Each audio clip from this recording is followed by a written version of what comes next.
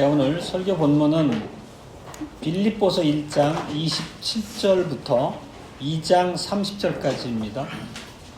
네, 설교 본문 낭독하겠습니다. 오직 너희는 그리스도 복음에 합당하게 생활하라. 이는 내가 너희를 가보나 떠나 있으나 너희가 일심으로 서서 한 뜻으로 복음의 신앙을 위하여 협력하는 것과 아무 일에든지 대적하는 자를 인하여 두려워하지 아니하는 이 일을 듣고자 함이라. 이것이 저희에게는 멸망의 빈거요 너희에게는 구원의 빈거니 이는 하나님께로부터 난 것이니라. 그리스도를 위하여 너희에게 은혜를 주신 것은 다만 그를 믿을 뿐 아니라 또한 그를 위하여 고난도 받게 하심이라. 너희에게도 같은 싸움이 있으니 너희가 내 안에서 본 바요 이제도 내 안에서 듣는 바니라. 그러므로 그리스도 안에 무슨 권면이나 사랑의 무슨 위로나 성령의 무슨 교제나 긍휼이나 자비가 있거든 마음을 같이하여 같은 사랑을 가지고 뜻을 합하며 한 마음을 품어 아무 일에든지 다툼이나 허영으로 하지 말고 오직 겸손한 마음으로 각각 자기보다 남을 낮게 여기고 각각 자기 일을 돌아볼 뿐더러 또한 각각 다른 사람들의 일을 돌아보아 나의 기쁨을 충만케 하라. 너희 안에 이 마음을 품으라. 곧 그리스도 예수의 마음이니 그는 근본 하나님의 본체시나 하나님과 동등됨을 취할 것으로 여기지 아니하시고 오히려 자기를 비어 종의 형체를 가져 사람들과 같이 되었고 사람의 모양으로 나타나셨음에 자기를 낮추시고 죽기까지 복종하셨으니 곧 십자가에 죽으심이라. 이러므로 하나님이 그를 지극히 높여 모든 이름 위에 뛰어난 이름을 주사 하늘에 있는 자들과 땅에 있는 자들과 땅 아래 있는 자들로 모든 무릎을 예수의 이름에 꿇게 하시고 모든 입으로 예수 그리스도를 주라 시인하여 하나님 아버지께 영광을 돌리게 하셨느니라. 그러므로 날 사랑하는 자들아 너희가 나 있을 때뿐 아니라 더욱 지금 나 없을 때에도 항상 복종하여 두렵고 떨림으로 너희 구원을 이루라. 너희 안에 행하시는 이는 하나님이시니 자기의 기쁘신 뜻을 위하여 너희로 소원을 두고 행하게 하시나니 모든 일을 원망과 시비가 없이 하라. 이는 너희가 흠이 없고 순전하여 어그러지고 거스리는 세대 가운데서 하나님의 흠 없는 자녀로 세상에서 그들 가운데 빛들로 나타내며 생명의 말씀을 밝혀 나의 다름질도 헛되지 아니하고 수고도 헛되지 아니하므로 그리스도의 날에 나로 자랑할 것이 있게 하려 함이라. 만일 너희 믿음의 제물과 봉사 위에 내가 나를 관제로 드릴지라도 나는 기뻐하고 너희 무리와 함께 기뻐하리니 이와 같이 너희도 기뻐하고 나와 함께 기뻐하라. 내가 디모데를 속히 너희에게 보내기를 주 안에서 바람은 너희 사정을 알므로 안위를 받으려 함이니 이는 뜻을 같이하여 너희 사정을 진실히 생각할 자가 이밖에 내게 없습니다. 저희가 다 자기 일을 구하고 그리스도 예수의 일을 구하지 아니하되 디모데의 연단을 너희가 안하니 자식이 아비에게 함같이 나와 함께 복음을 위하여 수고하였느니라. 그러므로 내가 내 일이 어떻게 될 것을 보아서 곧 이 사람을 보내기를 바라고 나도 속히 가기를 주 안에서 확신하노라. 그러므로 에바브로디도를 너에게 보내는 것이 필요한 줄로 생각하노니 그는 나의 형제요 함께 수고하는 함께 군사된 자요 너희 사자로 나의 쓸 것을 돕는 자라. 그가 너희 무리를 간절히 사모하고 자기 병든 것을 너희가 들은 줄을 알고 심히 근심한지라. 저가 병들어 죽게 되었으나 하나님이 저를 긍휼히 여기셨고 저뿐 아니라 또 나를 긍휼히 여기시사 내 근심 위에 근심을 면하게 하셨느니라.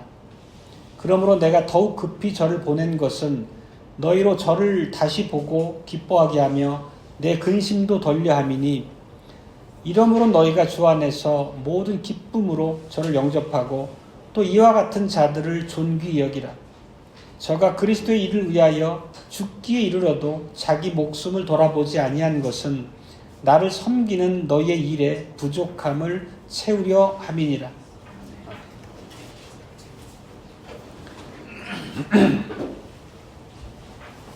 네, 오늘 설교의 제목은 복음의 진보를 위해서 빌립보에 대사를 보낸 바울입니다.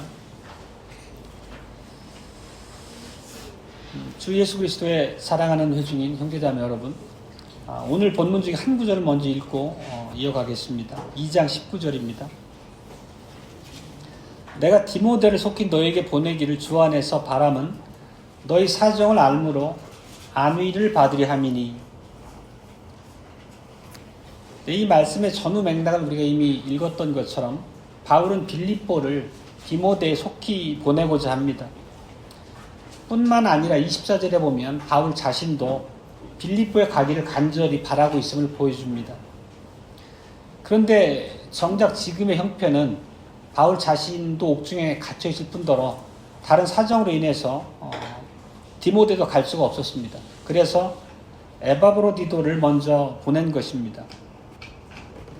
우리는 오늘 읽은 본문에서 보면 바울이 이렇게 자신의 계획과 사정을 빌립보 회중에게 알리고 또 편지를 통해서 설명한 것은 이 내용 자체가 매우 중요하고 그들의 신앙의 본질적이었다는 것을 이해할 수 있습니다.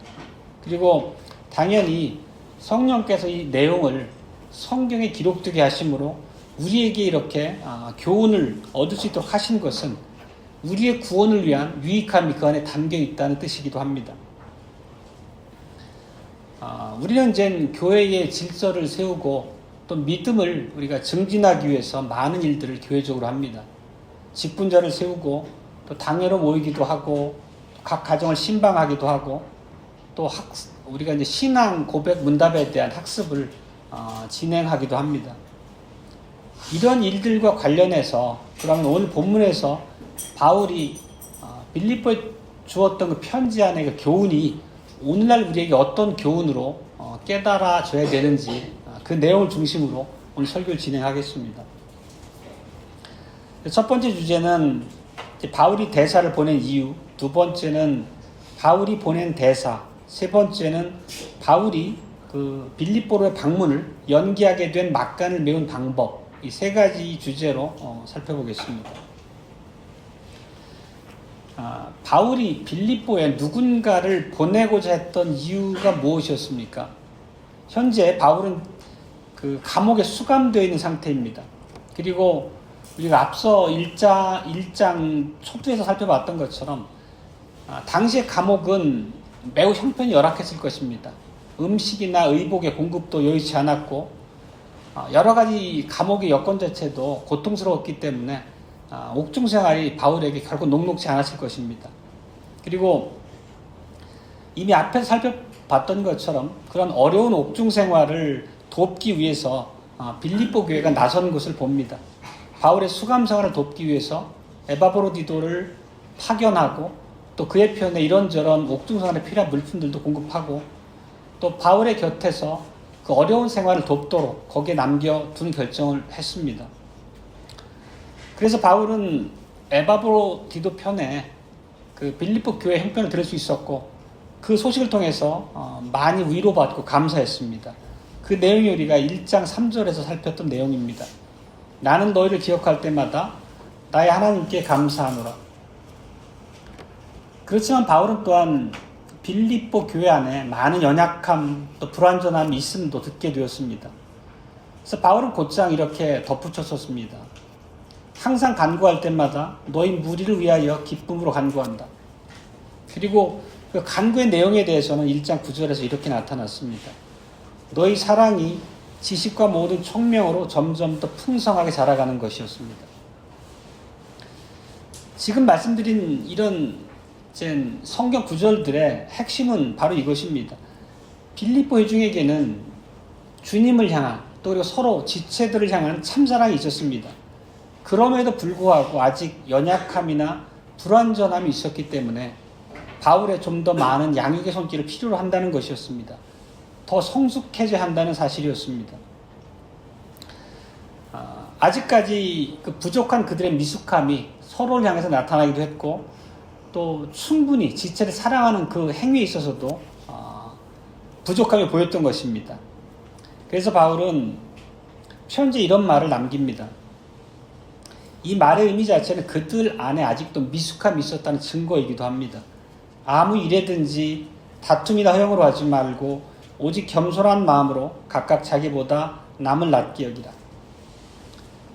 결국 이런 말씀, 이런 교훈을 빌립보 교회에 줬다는 것은 그들의 미숙함 때문에 곁에 있는 지체, 형제들보다 오히려 자기 자신을 더 낮게 여기고 높이는 그런 부족한 모습이 교회 안에 있었다는 것을 반증하고 있습니다. 그래서 사도 바울은 빌립보 유중에게 예수 그리스도의 본을 제시하는 것입니다. 예수 그리스도께서 어떻게 우리의 구원을 위해서 자기를 비우고 낮추셨는지를 얘기하므로 빌립보 교인들에게 그 본을 따르도록 한 것입니다. 그 내용이 2장 6절로부터 시작이 됩니다. 2장 6절을 보면 그는 근본 하나님의 본체시나 하나님과 동등됨을 취할 것으로 여기지 아니하시고, 우리가 매우 익숙하고 잘 아는 말씀입니다. 예수님은 영원부터 하나님의 형상이셨지만 실제 그 신성의 그 특권을 모두 버리시고 사람이 되셨고 십자가에서 죽기까지 우리 택한 하나님의 백성을 위해서 자기 자신을 희생하셨습니다. 그리고 사도는 이 그리스도 편에서 자기를 비우는 사랑의 실제가 어떤 것인지, 그리고 그리스도의 이 모범이 모든 그리스도인들에게 어떻게 나타나야 되는지를 가르치고자 했던 것입니다. 빌립보의 모든 그리스도인들에게 예수 그리스도의 본보기를 따라서 자기 일뿐만 아니라 마땅히 교회 안에 지체된 형제 자매들을 돌아보는 일을 위해서도 자기의 많은 시간과 가진 바를 헌신해야 된다라는 것을 가르치고 있는 것입니다. 당연히 이 모든 사실이 성경을 통해서 기록되고 우리에게 알려졌다는 것은 우리도 동일한 교훈을 받고 그 길을 따라가야 한다는 의미입니다. 여기서 한 가지 질문을 드려봅니다. 오늘 우리가 읽었던 빌립보서 1장 27절 이후의 그 본문에서 그 다양한 내용을 편지에 담아서 빌립보 교인들에게 보냈습니다.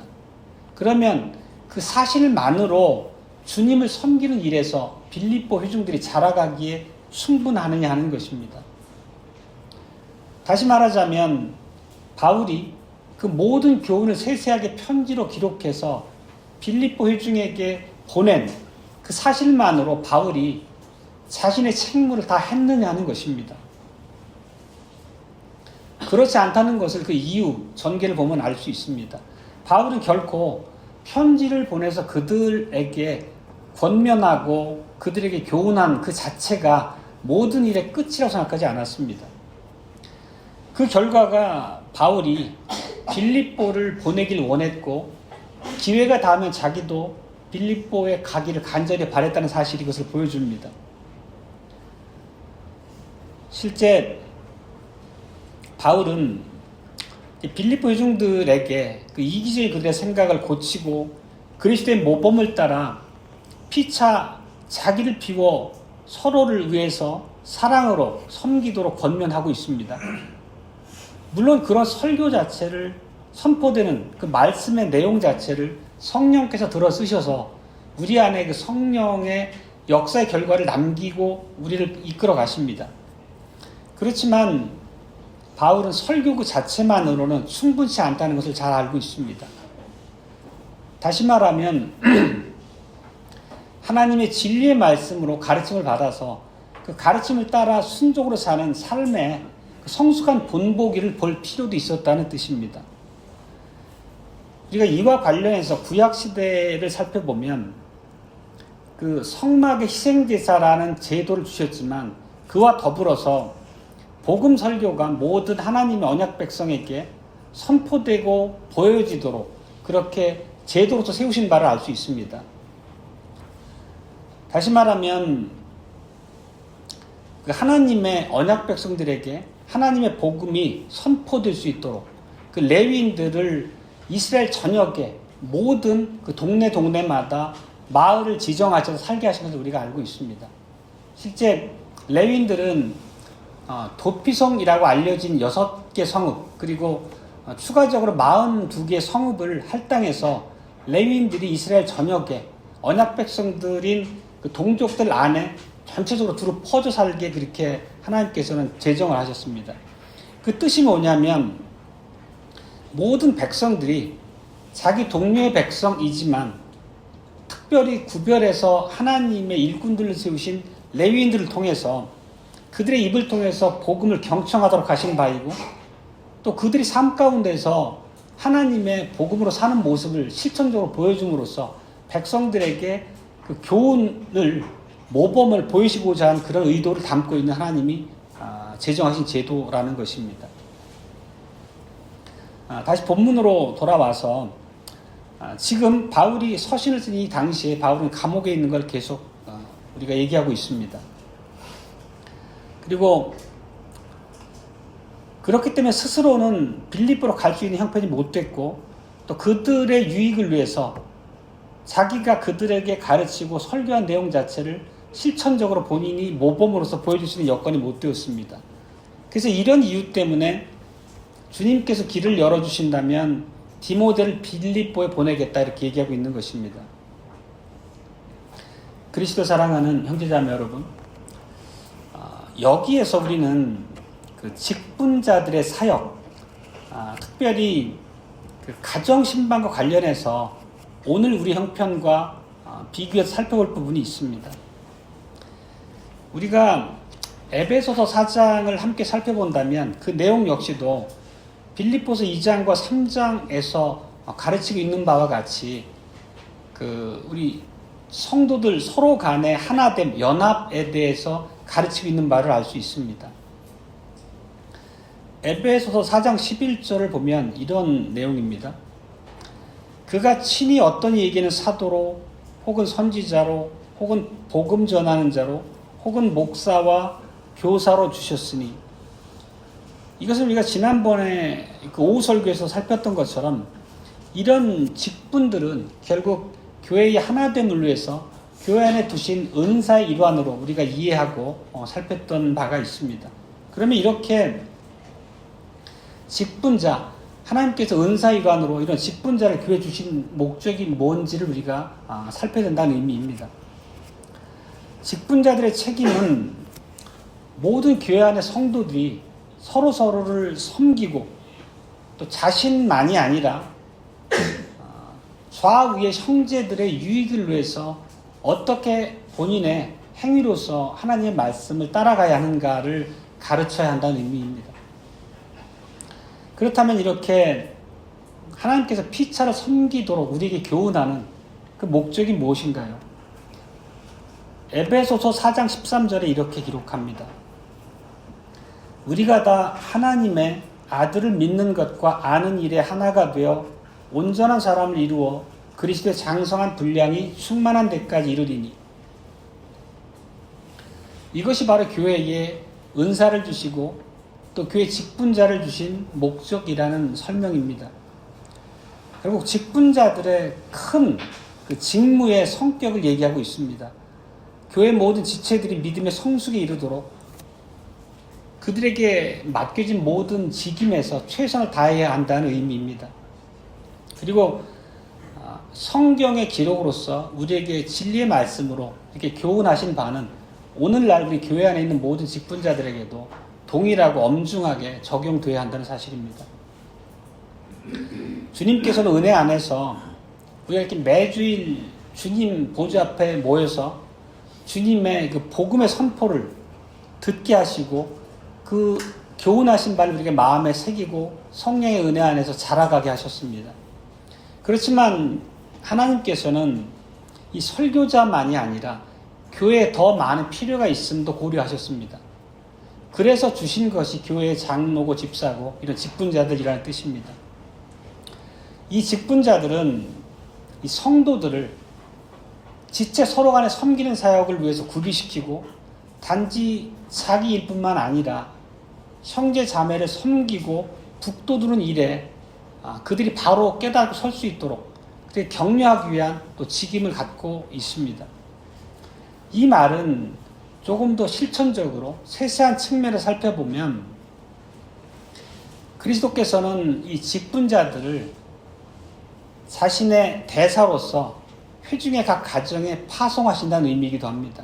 그래서 각 가정의 상황을 이해하고 설교를 통해서 들었던 그 복음의 내용이 어떤 것인지 또 세세하게 대화를 나누고 서로 교제하게 하시고, 그리고 결코 죄로부터 자유롭지 못한 우리 성도들임을 아시기 때문에 실제적인 생활에서 이 복음을 통해 깨닫고 가르치신 내용이 어떻게 실천되고 있는지를 살피도록 하신다는 의미입니다. 이렇게 하신 이유는 무엇인가요? 결국은 성도들의 삶이라는 것이, 그것이 가정이 됐든 일터가 됐든 숱한 영적 싸움의 연속이라는 것을 하나님이 아신다는 것입니다. 그리고 그런 많은 시험 가운데서 우리가 넘어지기도 하고 여러 가지 싸움에서의 많은 고난을 겪는 것을 아시기 때문에 이런 교회 안의 질서와 직분자를 통해서 매주 선포되는 복음의 사실들이 어떻게 우리 삶에 영향을 미치고 있는지를 살피고 서로 간의 대화를 통해서 서로를 북돋우고 격려하는 그런 목적으로 주님께서 주신 그런 이유의 모범을 오늘 설교 내용에서, 오늘 그 성경 본문에서 우리가 배울 수 있습니다. 그렇기 때문에 모든 교회 회원들은 장로와 집사들의 그 가정 방문을 적극적으로 환영해야 마땅합니다. 그리고 그들과 터놓고 신앙적인 대화를 정직하게 해야 하는 이유이기도 합니다. 만약에 이것을 거절한다면 결국 이것은 이러한 교회적인 질서를 통해서 우리의 연약함을 도우시려고 하는 그리스도의 그런 손길을 거절하는 것입니다. 어찌 보면 교회 스스로, 성도 스스로 그런 유익을 걷어차고 자기에게 상처를 입히는 그런 어리석음이기도 합니다. 이런 이유에서 바울은 디모데를 빌립보에 보내고자 했습니다. 그리고 오늘 본문에서 보는 것처럼 기대하기로는 디모데가 충분히 그들에게 협조를 얻을 수 있을 것을 기대했고, 그 결과 자기에게 빌립보 교회 형편에 대해서 긍정적인 내용을 전해줄 것으로 그렇게 기대하고 있었던 것을 말하고 있습니다. 19절 하반절에 보면 그런 내용이 기록되어 있습니다. 그래서 실제 빌립보 교회 안에 어떤 일이 일어났는지, 그리고 그들이 자신의 삶 속에서 복음의 내용들을 어떻게 적용하고 살아가는지, 그런 내용을 듣고 그 결과가 긍정적인 소식이기를 기대하고 격려받고자 했다는 것을 바울이 기술하고 있습니다. 이렇게 복음을 통해서 우리의 생활이 바르게 세워진다는 소식을 듣는 것, 그것은 모든 복음을 선포하는 설교자들의 바람이기도 할 것입니다. 주님 안에서 자라가고 우리가 가정이나 일터나 어디에서든지 복음으로 살아가고 있다는 사실을 각 가정을 방문하고 그 대화를 통해서 그들을 살피고 격려하는 과정에서 그 열매들을 보게 된다는 것은 큰 위로가 설교자에게 될 것입니다. 바울은 오늘 본문 20절에서 2장 10절입니다. 디모데를 왜 보내기로 선택했는지 이유를 설명하고 있습니다. 이어서 읽어보겠습니다. 이는 뜻을 같이하여 너희 사정을 진실히 생각할 자가 이밖에 내게 없습니다. 그리고 이렇게 결정한 이유를 그 다음 구절에 이어서 설명합니다. 저희가 다 자기 일을 구하고 그리스도 예수의 일을 구하지 아니하되. 여기서 바울이 선택한 그 단어에는 깊은 뜻이 담겨 있습니다. 뜻을 같이 하여라는 것입니다. 이게 그 킹 제임스 버전을 보니까 like-minded, 한 마음으로라는 의미입니다. 그러면 한 마음으로 뜻을 같이 하여라는 게 누구와 그렇다는 말인가요? 바울 자신과 한 마음이 된다는 뜻인가요? 그렇지 않습니다. 바울은 빌립보 회중들에게 앞에서 그들의 연약한 불완전함에 대한 그 이제 권면의 이유로 예수 그리스도께서 어떻게 자기를 비우시고 우리를 위해서 죽기까지 낮추셨는지를 교훈했습니다. 그리고 바로 디모데가 그런 우리 주님의 자기 비움을 따라 스스로를 낮추고 겸손히 하나님의 말씀에 순종하고 그 본인에게 맡겨진 직임에 최선을 다한다는 그 의미를 담고 있다는 뜻입니다. 결국 여기서 뜻을 같이 하여라는 것은 디모데가 예수 그리스도의 모범을 따라서 자기 비움을 실천하는 사람이라는 뜻입니다. 결국 빌립보 회중에게 보내서 디모데의 삶의 모습을 통해서 충분히 예수 그리스도를 따라 사는 성도의 본보기로서 마땅한 사람이라는 의미입니다. 그런 면에서 디모데는 매우 드물고 특별한 사람이라는 뜻입니다. 우리가 잘 아는 바와 같이 바울 주변에는 동역자들이 많았습니다. 누가, 실라, 또 그 이외에도 많은 동역자들이 있었음을 우리가 서신서마다 볼 수 있습니다. 그들도 당연히 주님을 섬기는데 매우 헌신된 사람들이고 하나님의 일꾼들이었다는 것을 우리가 익히 알고 있습니다. 그리고 바울 곁에서 바울과 함께 동역했던 훌륭한 조력자들이었다는 것도 알고 있습니다. 그렇지만 바울은 21절에서 이렇게 얘기합니다. 저희가 다 자기 일을 구하고 그리스도 예수의 일을 구하지 아니하되. 결국 이것은 바울이 자신을 대신해서 빌립보로 파견하기를 원했던 그 계획에 주변에 있는 다른 동역자들이 호응하지 못했다는 것을 얘기합니다. 그들의 사정이, 그들의 개인적인 어떤 사정이 그런 형편을 허락하지 않았다는 의미이기도 할 것입니다. 그렇지만 이런 모든 점에서 디모데에 대해서 바울이 부연하고 있는 것을 보면 디모데의 모습이 한층 더 성숙했고 그가 보이고 있는 태도와 성실이 빌립보 회중들에게 모범이 되기에 훨씬 더 충족되었다는 뜻입니다. 이것은 어떤 능력의 유무 높낮이라는 의미보다는 목회적 차원의 뜻으로 우리가 이해하는 게 맞을 것 같습니다. 바로 이런 충분한 모범적인 성도로서 빌립보 회중에게 보낼만 하였다는 뜻입니다. 그리고 이렇게 이제 디모데의 그 하나님 성도로서 바른 삶의 본보기를 그들이 접하게 되면 빌립보 회중들에게도 하나의 자극도 될 것이고 격려도 될 것입니다. 이러한 내용에서 우리가 또 마땅히 얻어야 될 것은 이렇게 디모데를 통해서 일반 회중에게 모범이 된다고 하는 그 삶의 모습이 오늘날 직분자들에게 동일하게 요구된다는 사실입니다. 그리스도께서는 백성들을 돌보시기 위한 그 목적의 일환으로 직분자들을 세우셨습니다.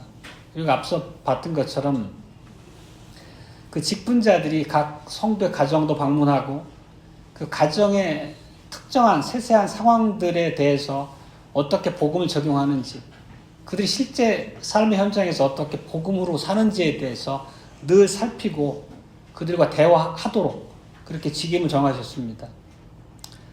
따라서 그런 의미를, 그렇게 맡겨진 직무를 바르게 수행하기 위해서는 다른 누구보다도 직분자들은 디모데의 모습에서 봤던 것처럼 그리스도의 마음을 갖는 것, 그리스도의 모범을 따라서 자기를 비우는 그 실질이 그들 가운데 먼저 있어야 된다는 뜻입니다.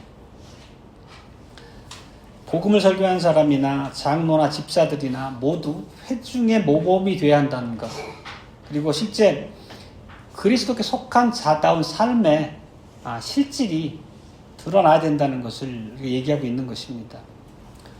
물론 이것은 직분자들에게만 이렇게 국한해서 가르치는 내용은 아닙니다. 그리스도인이라면 누구나 예외 없이 이기적인 욕심이나 자만심으로 살아서는 안 될 것입니다.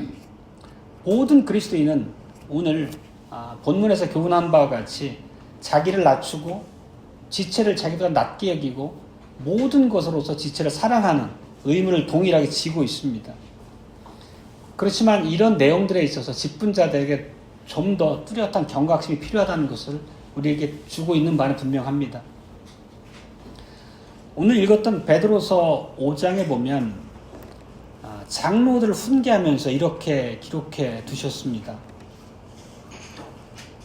너희 중에 있는 하나님의 양 무리를 치되 부득이함으로 하지 말고 오직 하나님의 뜻을 쫓아 자원함으로 하며 더러운 일을 위하여 하지 말고 즐거운 뜻으로 하며 맡기운 자들에게 주장하는 자세로 하지 말고 오직 양 무리의 본이 되라.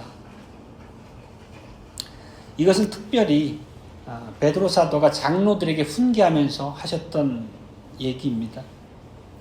그리고 바울의 목회서신에서 몇 가지 관련 구절들을 좀 더 살펴보겠습니다. 바울이 디모데에게 썼던 그 디모데 전서 4장 12절 말씀입니다. 누구든지 내 연소함을 업신여기지 못하게 하고 오직 말과 행실과 사랑과 믿음과 정절에 대하여 믿는 자에게 본이 되라. 이렇게 얘기하십니다. 또 디도에게 썼던 서신서에서 2장 6절로 7절입니다. 너는 이와 같이 젊은 남자들을 권면하여 근신하게 하되 범사에 내 자신으로 선한 일에 본을 보이라. 항상 모든 지체, 회중들의 본을 보이라는 얘기를 반복해서 하고 있습니다. 또 같은 이유로 바울이 에베소 교회 장로들에게 밀레도에서 만나 했던 사도행전의 말씀에도 비슷한 구절이 있습니다. 너희는 자기를 위하여 온 양떼를 위하여 삼가라. 우리 이 장면을 잘 기억할 것입니다. 바울이 3차 전도여행을 마치고 예루살렘을 향하는 길에 다시는 에베소의 그 장로들을 볼 기회가 없을 거라는 생각을 갖고 있습니다. 그래서 그들을 밀레도로 불러서 그들에게 마지막으로 당부하는 내용 중에 들어있는 구절입니다. 말하자면 자기는 앞으로 앞날에 어떤 고난이 있을 것을 알고 교회를 바로 세우기 위해서 직분자들에게 엄중하고도 간절한 마음으로 당부하는 얘기입니다. 바울이 장로들에게 내 자신을 삼가하라 이렇게 얘기했습니다. 삼가하다는 말의 사전적인 의미는 몸가짐이나 언행을 조심하다는 뜻입니다. 만약에 이렇게 성경을 통해서 성령께서 우리에게 주시는 교훈을 우리가 가볍게 여기고 그리스도의 마음 품기를 거절한다면, 또 우리가 다른 지체들을 섬기기 위해서 자신을 비우는 일에서 소홀하다면 결국 그런 직분자로서는 회중을 세우거나 그런 일에서 열매가 있기 어려울 것입니다. 역으로 회중들이 자라가는 그런 신앙적 토대를 허무는 그런 잘못을 범하게 될 수 있다는 것입니다. 동료 직분자 여러분, 어쩌면 우리에게 이런 것이 참 엄중하고 무겁게 다가오기도 하지만 당연히 우리가 자신을 살펴야 할 의무 앞에 겸손히 마음에 새겨야 될 교훈이라고 생각합니다.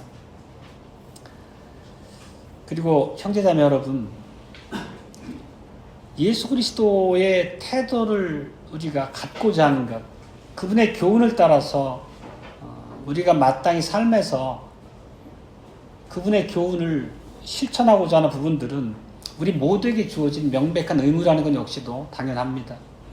우리 모두는 성령의 인도하심을 간절히 구하고 끊임없이 예수 그리스도의 형상을 닮아갈 수 있도록 범사에 노력해야 됩니다. 마지막 세 번째 주제는 바울이 연기하게 된 막간을 어떻게 메웠는가. 다시 말하면 디모데를 바로 보낼 수 없었기 때문에 그 생긴 그 공백을 어떻게 메웠는가, 그런 내용입니다. 디모데 역시도 바울이 빌립보 회중에 보내기를 간절히 사모하고 그렇게 생각했었지만 갈 수 없는 어려움이 생겼습니다. 우리가 오늘 읽은 본문 23절을 보면 내가 내 일이 어떻게 될 것을 보아서 곧 이 사람을 보내기를 바라고 하면서 그 이후에 지체하게 된 이유를 설명해 나갑니다. 이 내용으로 추측컨대 디모데는 그 바울의 재판과 관련해서 어떤 중요한 역할을, 반드시 필요한 역할을 했던 것으로 보입니다. 그랬기 때문에 디모데가 당장 빌립보에 갈 수 없었던 형편이었던 것 같습니다. 그렇다면 이런 상황 가운데서 어쩔 수 없으니까 빌립보 회중들이 당분간은 너희들끼리 알아서 어려움을 헤쳐나가거라, 내 편지에 준 내용만으로 너희 스스로 살펴서 너의 부족을 해결하고 바로 서라. 이렇게 했느냐 하는 것입니다. 결코 그렇지 않았다는 것을 이어지는 우리가 본문 내용에서 알 수 있습니다.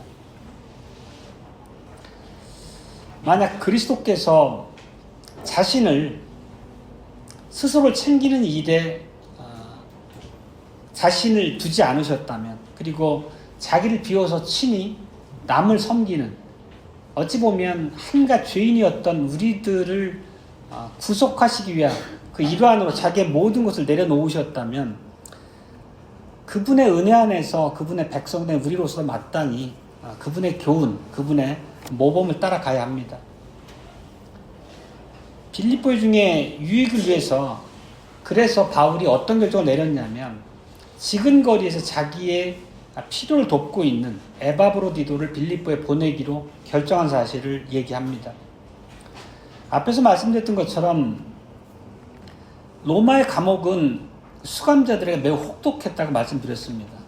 그리고 그런 형편들을 잘 알기 때문에 빌립보 교회에서 에바브로디도를 바울에게 보냈던 것입니다. 수감 생활에 필요한 물품도 돕고 그 지근거리에서 필요한 모든 것들을 섬기고 조달해서 바울이 그 어려운 형편을 잘 이겨낼 수 있도록 돕기 위해서 보냈던 것입니다. 그리고 에바브로디도가 그 일에 너무 성실했기 때문에 바울은 이렇게 에바브로디도를 표현합니다.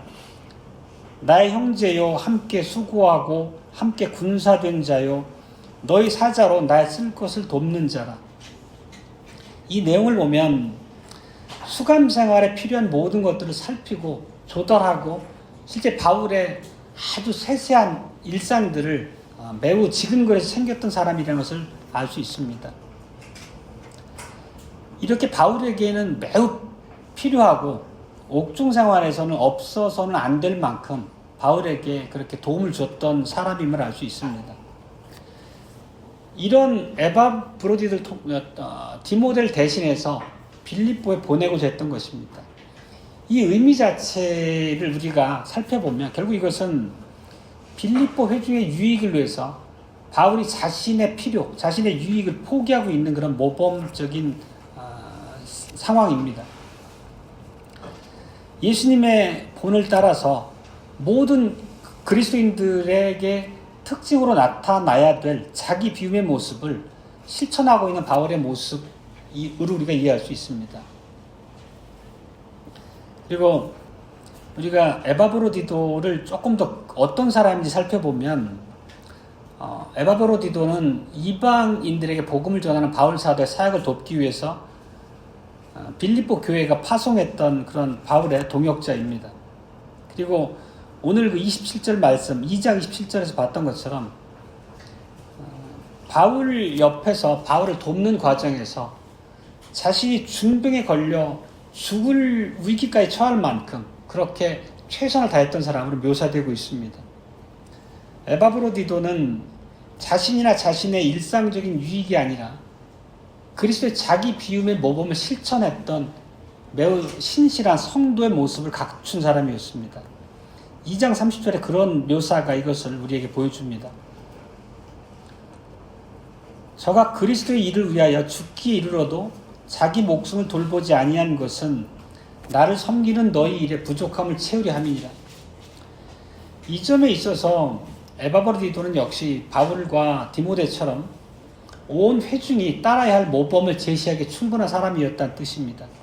빌립보 회중에게 격려가 되고 모범이 될 만한 사람이었다는 얘기입니다.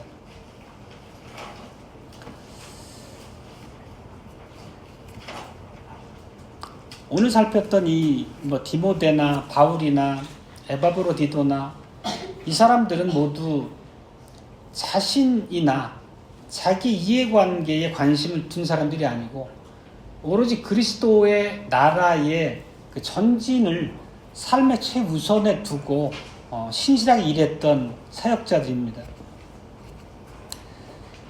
여러 가지 측면에서 보더라도 이들은 결코 자신의 안위나 평판이나 자신들의 삶의 즐거움을 우선하지 않았다는 것을 우리가 알 수 있습니다. 이들에게 가장 최우선적으로 중요했던 것은 예수 그리스도였고 하나님의 나라의 진전이었습니다. 직분자 형제 여러분, 주께서 요구하시는 태도가 이들 세 사람에게서 우리에게 확연하게 보여집니다.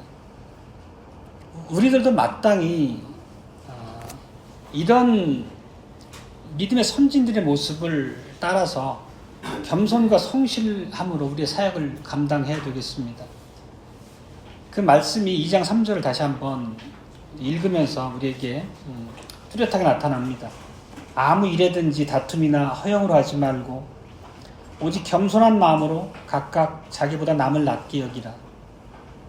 그리고 우리가 마땅히 일원으로 참여하고 있는 당회사역이나 또 가정신방 같은 우리의 직임에 있어서도 각각 자기 일을 돌아볼 뿐더러 또한 각각 다른 사람 일을 돌아보아야 한다고 이렇게 교훈합니다.